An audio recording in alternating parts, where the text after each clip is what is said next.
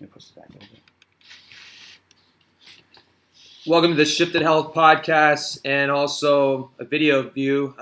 This is our 7th episode for the season, and we just got off an amazing call with Dr. David Jockers talking about nutrition, and what a better way to get into what health is. We have our special guest today, Dr. Jamie Richards, all the way from London, Ontario. How are you doing today, Dr. Jamie?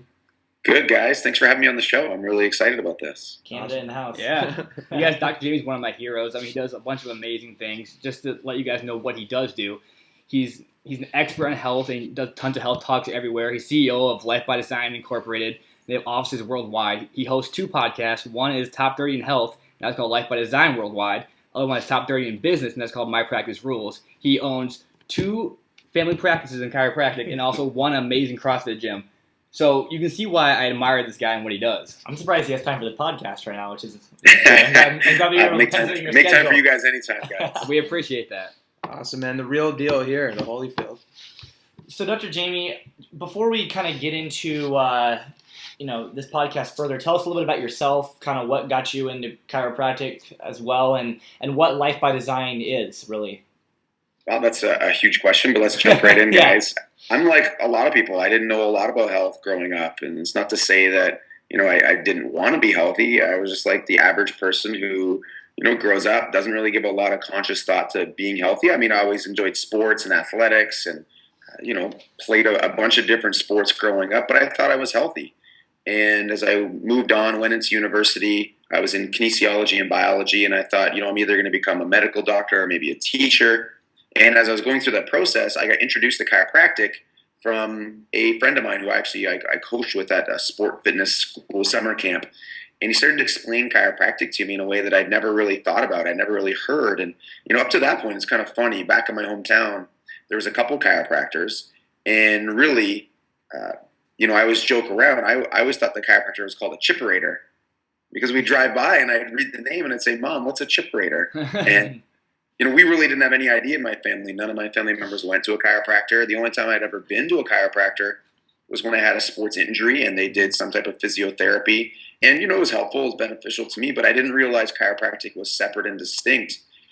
And, as I went into sport fitness school, my friend explained chiropractic. The thing that really stuck with me was, the idea that the body was a self-healing, self-regulating organism, that the body, had this amazing capacity to be extraordinary, and that chiropractic dealt with this interference to the nervous system. And I never really heard about that before. I never really thought about it before. And, to be totally honest, I actually accepted my spot into chiropractic school without ever having a chiropractic checkup or adjustment. So It just made sense to me right from the start. Now, when I went to school, I'm sure there's many students who listen into the show as well, very disillusioned. I went to CMCC, Canadian Memorial Chiropractic College, and I thought I was going into school to get one thing, and it turned out I was getting something different. Whether it was learning the biologies and the chemistry and really delving into those sciences, which was great, and I really enjoyed that. But there was no chiropractic to be seen. There was never the concept that the body was self-healing. We never talked about the nervous system. We never talked about adjustments, and really, it came to the pinnacle for me when halfway through my first year, 20 exams in at Christmas time, I developed pneumonia. And I was so run down, so immunosuppressed.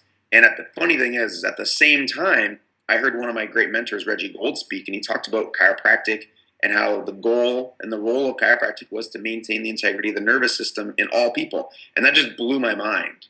And even though I'd heard it, and that's what brought me into school, it never really clicked until I got there. And, guys, that kind of set me up on a new path. And I'm sure, you guys maybe went through the same where you get in and you wonder, what are we doing here? And all of a sudden there's a pivotal moment that shifts everything.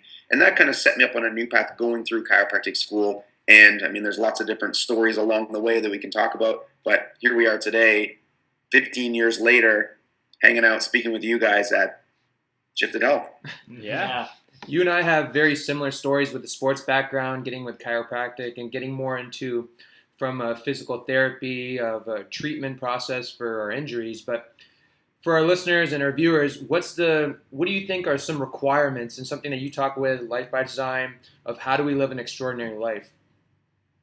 Well, I think the biggest part of living an extraordinary life is identifying that it's possible. Okay. And, in the layperson's mind, I think we've accepted this idea that, average is okay, that mediocre is, fine. That's a good life. It's a happy life. It's a middle of the road life.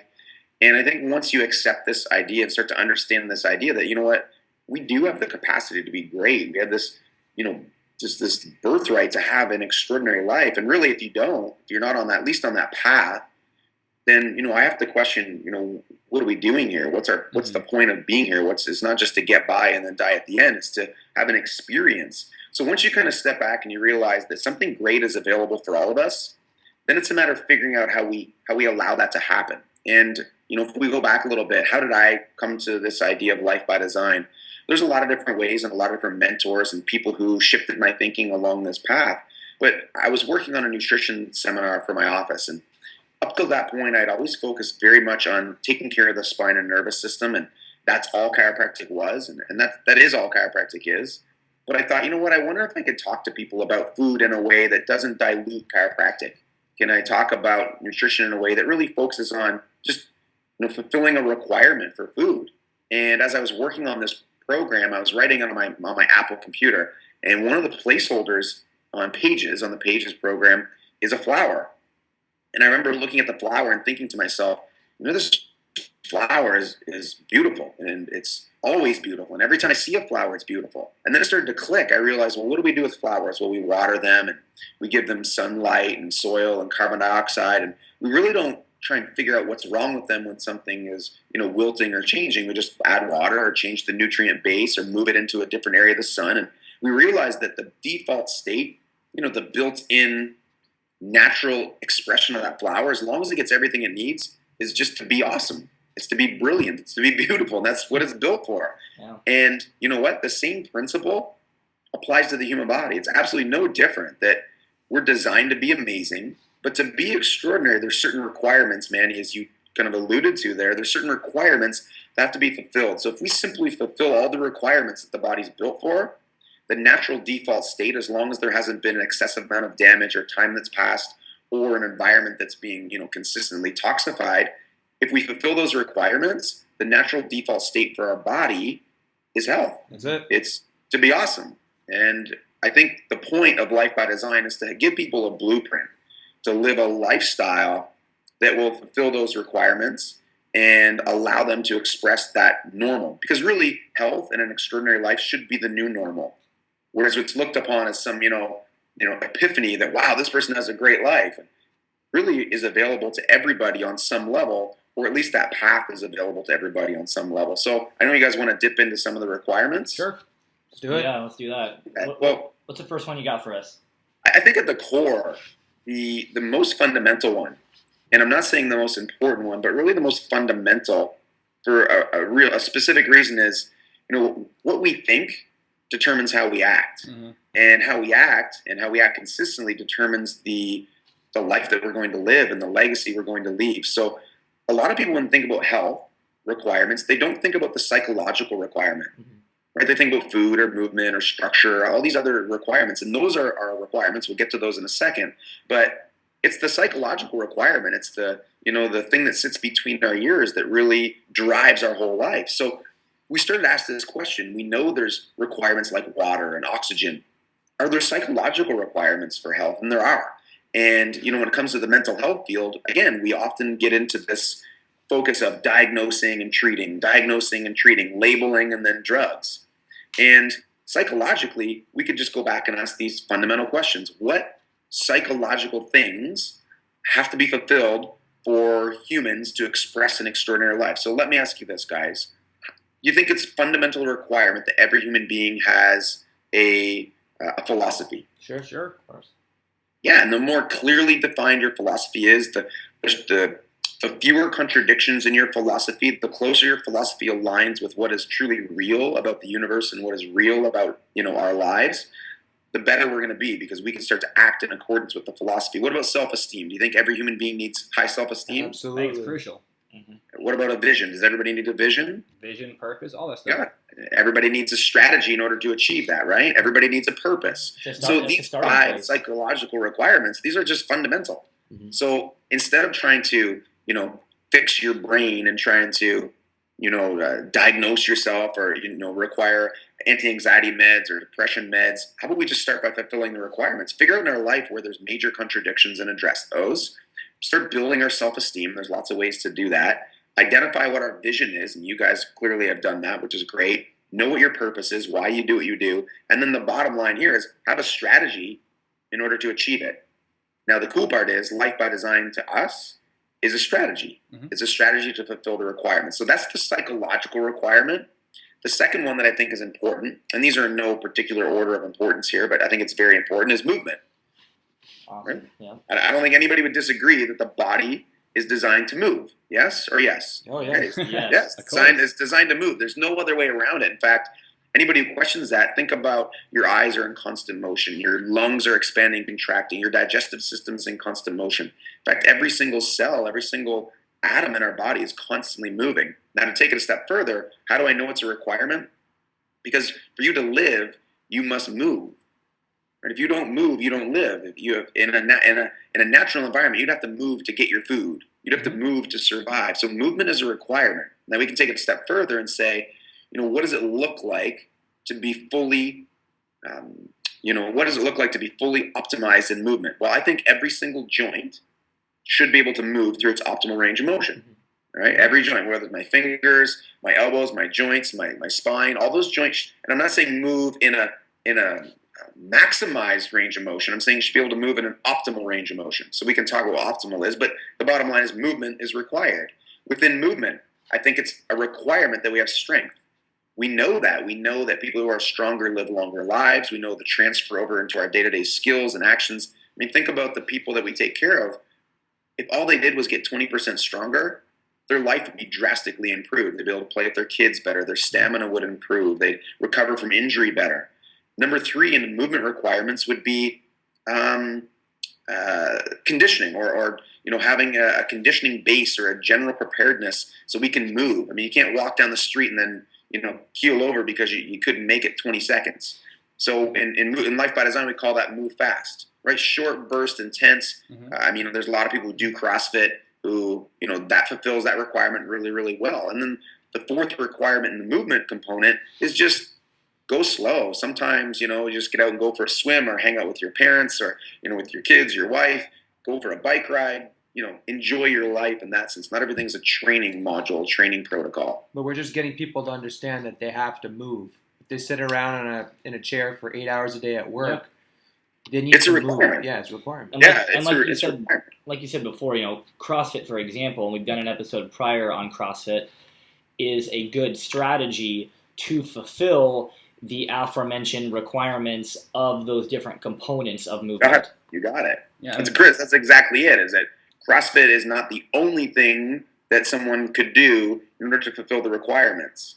And when we go back to the psychological requirements, there's lots of cool models and programs that fulfill a lot of those requirements, whether it's Nathaniel Brandon's self-esteem work, whether it is going to a Tony Robbins course or going to taking a Robin Sharma program, whatever it is.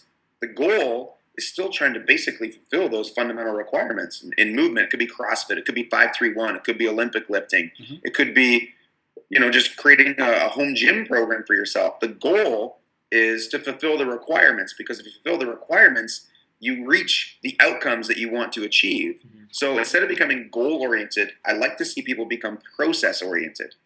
Okay. Right? Engage yourself in the process, the goals will come. If you get goal-oriented, then it's almost like, you're trying to pick a goal. I want to lose 10 pounds. Well, there's a lot of ways you could lose 10 pounds. You could even do it in ways that are very, very unhealthy. The goal is to get extraordinarily healthy and be extraordinary, then choose something that's going to fill those movement requirements. What's interesting, going back to what you discussed on the psychological component, I just recently listened to one of your podcasts where you talked about the secret and how, it's always been a powerful thing. I think all of us mm-hmm. could all agree that there's power in your focus and your thought, and a lot of people, do these affirmations and there's power in that, but if there's no action to back it up, then it just stays a thought, Yes. And so I'm kind of curious in terms of that, how that plays in, or what you think in terms of the health mindset, like you have to take action to really see that through? You have to. It's a requirement, right? We talked about in terms of the requirements in the psychological component. You have to have a strategy that's action based. So you have to follow through. If you don't follow through, then nothing happens. I'll often say in my seminars, if you do nothing, you get nothing. Mm-hmm. But if you do nothing, you get nothing. I'd rather see people just get out there and do something, and then start to approximate what is real and what will deliver and fulfill the requirements, versus trying to get everything perfect before they go ahead and take action. So, you guys are right on the money. And this applies really well with the third component, which is fuel. Obviously, nobody's going to disagree that fuel is a requirement. Where we start to get into these challenges and these debates is, what is the best requirement? And what we try to do with food is to get out of the debates of diet and what's the best diet. Is it Atkins? Is it vegan? Is it vegetarian? And get back to this idea of what are the requirements? And then what foods fulfill those requirements best? For a food to be by design, the way we explain it is, it has to fulfill a requirement, and it has to be a net non-toxic food. It has to move you towards a closer approximation of your normal, natural, expressed, fully healthy state. So the easiest principle there is just eat real food. For the most part, if you're eating real food that comes and has one ingredient, you're generally going to fulfill the requirements. We like and think that the best way to build a diet that matches those requirements, and again, it varies between people. And I think there's some misconceptions when I talk about eat by design, that I'm saying every single person should eat the exact same food in the exact same quantities. I'm not. There's variations among people. We've adapted over time. We have different cultural backgrounds. And so there's slight variations. There's also the body's ability, as chiropractors, we can't negate the power of the body's ability to adapt. Yeah. And here's the deal. If you expose yourself to a certain food for a long enough period of time, your body's ability to adapt to that is going to get better and better and better. The question is, what's the amount of time? How long can it adapt for? That's the question. Yeah, and how much time is that going to take to do it? When it comes to, say, for instance, grains, people say, well, we've been eating grains for 10,000 years. But really, it's not that long of a time. We're probably more than likely in the mid-adaptation phase, right? 10,000 more years, 20,000, 30,000 more years. Sure, we may be able to break down grains. We may be able to deal with the gliadin protein and gluten. We may be able to deal with that stuff. But the problem is, right now, we can't, and it doesn't fulfill requirements. My biggest issue when it comes to, say, grains, for example, is we say, well, you're just kind of blanketing grains as, toxic.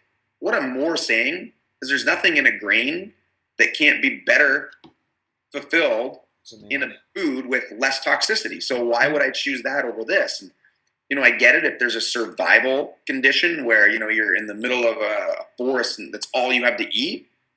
Great, then you should survive. But if we're talking about, living in San Diego or London, Ontario, we have access to pretty much anything we want. We should try and build our fuel consumption around the things that are going to move us closest to fulfilling those requirements, which for me would be real food, healthy animal-based proteins, vegetables, good fats, and safe starches.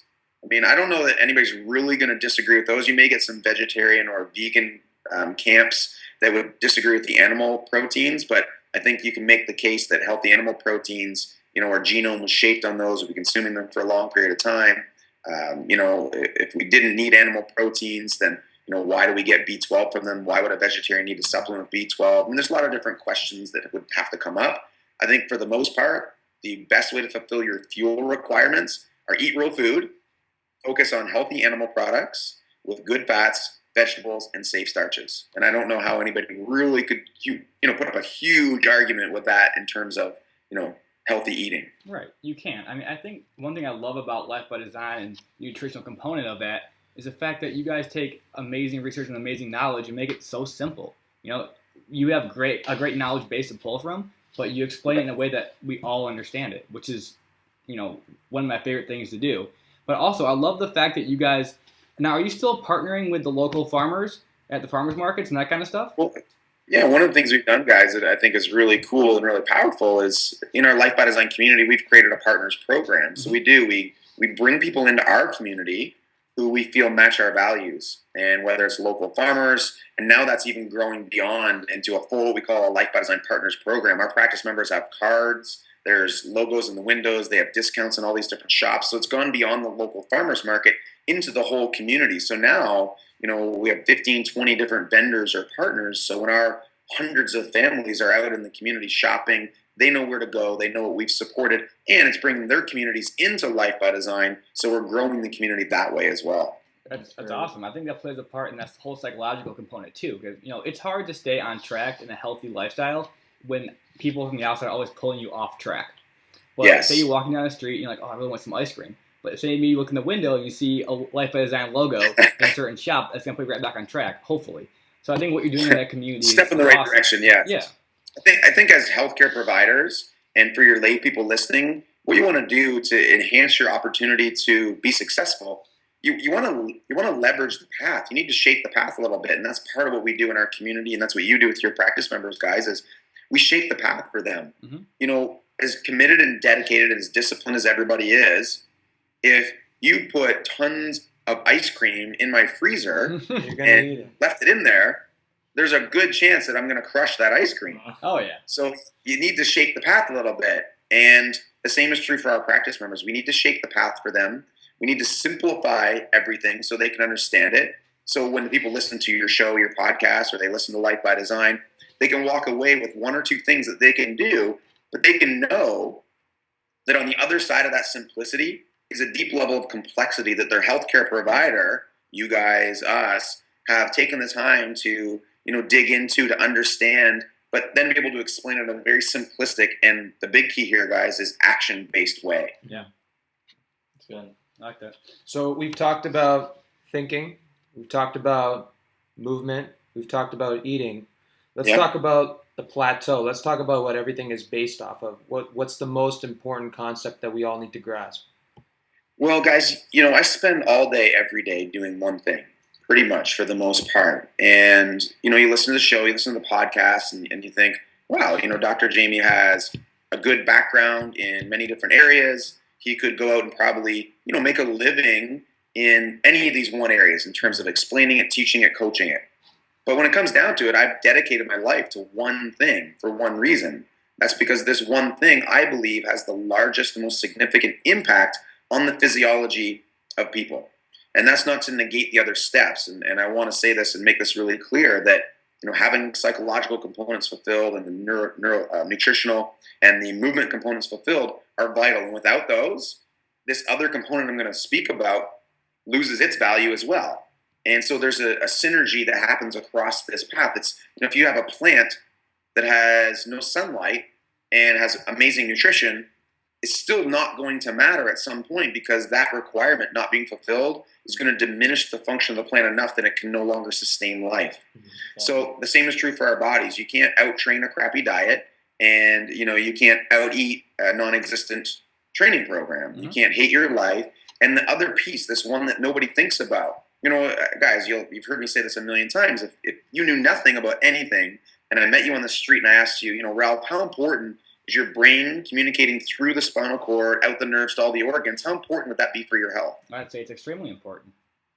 I think any layperson who has any amount of rational thought is going to say the same thing. Say, wow, that's really, really important. Well, insert chiropractic here. That's what we do as chiropractors. That's what a chiropractor does. And to simplify the process, no person in their right mind would look at the spine, the nervous system, and the brain and say, wow, these aren't related. And once they say they're related, then it's not a logical, it's not an illogical step to say, well, somebody should probably take care of these. That's the goal and the role of a chiropractor, is to maintain the integrity of the nervous system and the spine in all people, irregardless of symptoms or conditions. Bring somebody in off the street who feels great, has no disease conditions, no labeled conditions, no diagnosed conditions, but they have interference in their nervous system. They deserve a chiropractor to help restore that system. The opposite is true. Bring a person into your CrossFit gym and they're eating horribly, but they still don't have any symptoms or conditions. It would be a service for me to teach them how to fuel their body properly. They'd live longer, get more performance, have less sickness, illness, and disease, and a better life, even though currently in that state, they don't even know that they're not in an optimal position. So the same is true. Just take those other three things and then insert chiropractic, but instead of fuel requirements, movement requirements, and psychological requirements, apply those to the nervous system and the spine. Mm-hmm. And as chiropractors, if we could just explain that to people People would choose chiropractic care for their families, for themselves, for their kids, the pregnant moms. People would choose it through their whole lifetime for the simple reason that you're better off with a normally functioning spine and nervous system than you are without one. That's about as simple as it gets. And that's the foundations of living your life by design. Is there other levels to this? Absolutely. Brushing your teeth is good for you. Having a massage is good for you. Getting a tan is good for you. There's a lot of great things. And there's a lot of things that we could even call requirements. But I consider those 4 parts of what I call the fundamental physiologies of the body. They're the rocks. If you remember Stephen Covey's analogy of rocks and sand, right? If you have a jar that has rocks and sand and pebbles all packed in together and you empty it out, the best way to get it all back in is to put the rocks in first, then the pebbles, and then the sand. But what most people do with their lives is they try and put the sand in first and then the pebbles, and they try and jam all the rocks in around all the small, unimportant things. And they can't fit it all in. The only way to create a life that's extraordinary is to build your life around the most fundamental and important things, and then let the pebbles in the sand trickle in and fill in the rest and fill in the gaps. I love that analogy. Yeah. What you just explained, I know often you talk about third paradigm chiropractic. Sure. Okay. And I know you've kind of explained that, and in the way you talk about it is really what third paradigm chiropractic is. But for our listeners, can you clarify what a lot of people understand to chiropractic to be versus what you're stipulating to be third paradigm chiropractic? Sure. That's a great question, guys. And I think it's important for the lay public to understand this because, we have to acknowledge for the lay person that we meet on the street or comes into our office, it's not their fault that they don't understand chiropractic. It's our fault as a profession. We've done a terrible job educating the community. Our profession definitely has spectrums of different approaches, and I'm all for that. I'm okay with that because I understand that there needs to be leeway there. But I'm going to tell you what my chiropractic is. My chiropractic is third paradigm chiropractic, and Reggie Gold was the first person to coin this term. So give credit where credit is due. Reggie talked about paradigm 1 and 2, which is what most people know chiropractic to be today. Chiropractic either as a cure for sickness or chiropractic as a therapy to treat symptoms and conditions.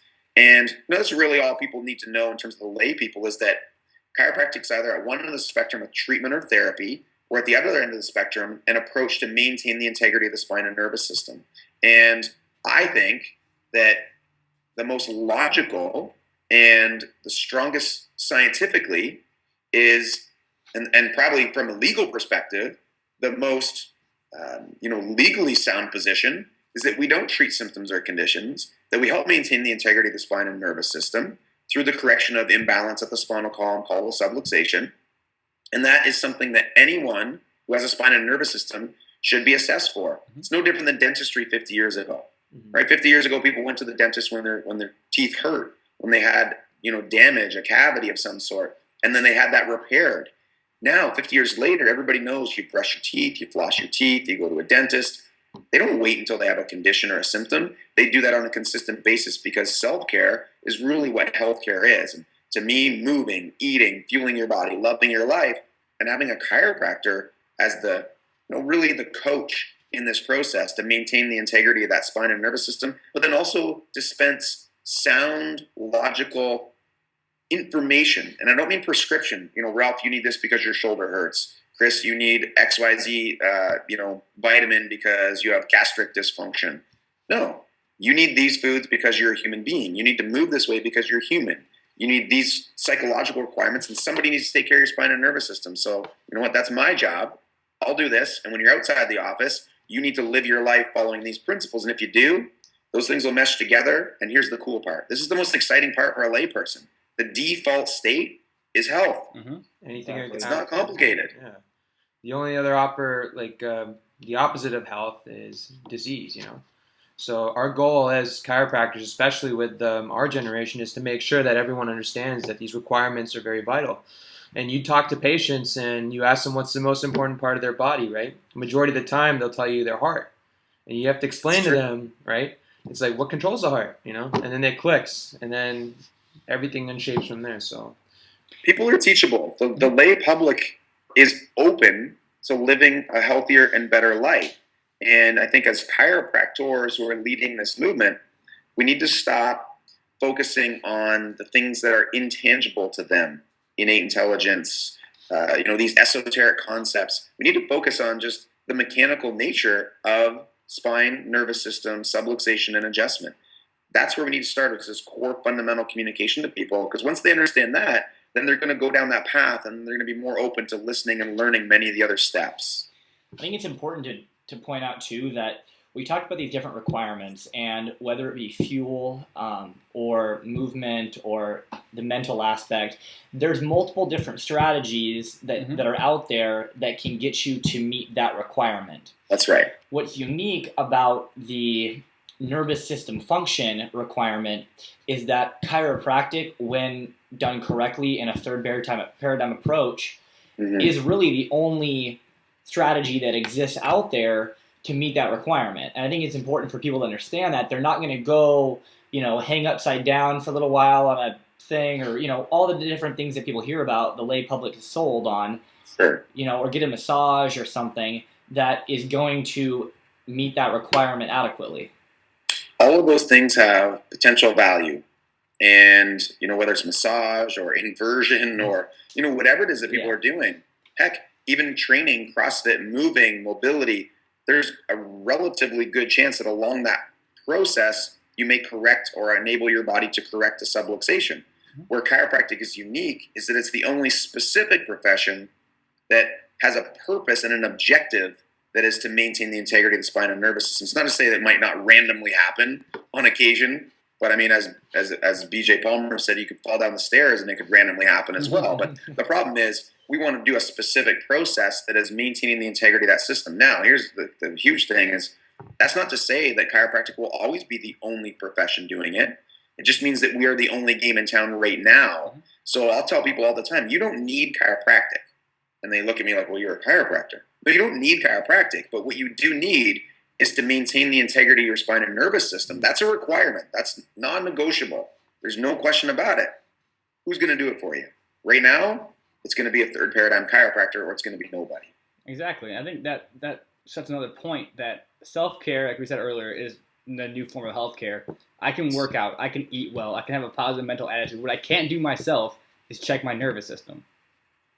That's exactly right. From that point of view, you always need someone, chiropractor or not, depending on what they do in the future, who can check and see how well you're functioning at a nervous system level. Correct. And I think that a lot of people hear that, and one of the objections you may hear is, well, so you're saying all this stuff I can do myself, but I need a chiropractor to do this? Well, you know what? There's other things that you still need other people to help with. I mean, who harvests your gas? Who built your car? Who made your computer? So we live in an interdependent society. We all want to be independent, but we need to be interdependent among each other. And the chiropractor is part of that interdependence. It's our job to assess the spine and nervous system to help people maintain that system. Yes, you can go out and get your own food, but unless you're growing it, harvesting it, prepping it, to say that you're 100% interdependent, you can never be dependent on chiropractic. And that's where people, I'm dependent. You're not dependent on your dentist, but you see the value in the dentist and helping enhance the quality of your healthcare. The same would be true for the chiropractor. Definitely. Jamie, I want to thank you, first of all, for how much value you've brought to the podcast today. It's been a pleasure for all three of us. I know all three of us see you as a mentor for all of us with all the things that you do, and we're huge fans of yours.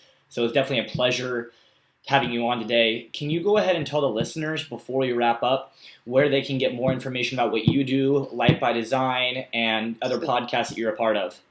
Yeah, I would love to do that, guys. And let me just say, when we talk about leadership, leadership happens in all places, at all ages, at all levels of professional development. And that's what you guys are doing right now, is you're stepping out, you're being leaders, not just in the profession, within your, classmates, other doctors, but just in your communities and beyond. So good for you guys for doing this. I've really enjoyed listening to the podcast, and so now it's just a natural extension that I get to be a part of it. Awesome. Thank So you. Appreciate that. Welcome. Thanks, guys. You can find us at lifebydesignapproved.com. So that's lifebydesignapproved.com. And one thing I encourage all the listeners to do is go to Life by Design Approved, and at the top of the page, there's an opt-in, and you can actually get free copies of all the 4 ebooks, Eat, Move, Think, and Power by Design. So please go there and take advantage of that. They're great books. There's a great way to get started living your life by design. Of course, Life by Design Worldwide on iTunes is our podcast, and that's, we're really happy. We're building a huge movement there for chiropractors who are listening in, or chiropractic students who listen in. As you said, My Practice Rules is our chiropractic business podcast. So check out My Practice Rules. You can go to mypracticerules.com as well. And of course, on Facebook, you can find me, Dr. Jamie Richards, and join me there. Follow along. Of course, if you have questions or just want to ask me anything, go ahead and post it there, and I'll do my best to make sure I answer it right away. Awesome. For all the listeners at home, we thank you guys for listening to the podcast this week, and we appreciate you, Dr. Jamie, for coming on to especially this webcast this time. It's been a little change for us as well. And we thank you guys. If you guys want to share this, go ahead and share this with your friends and family.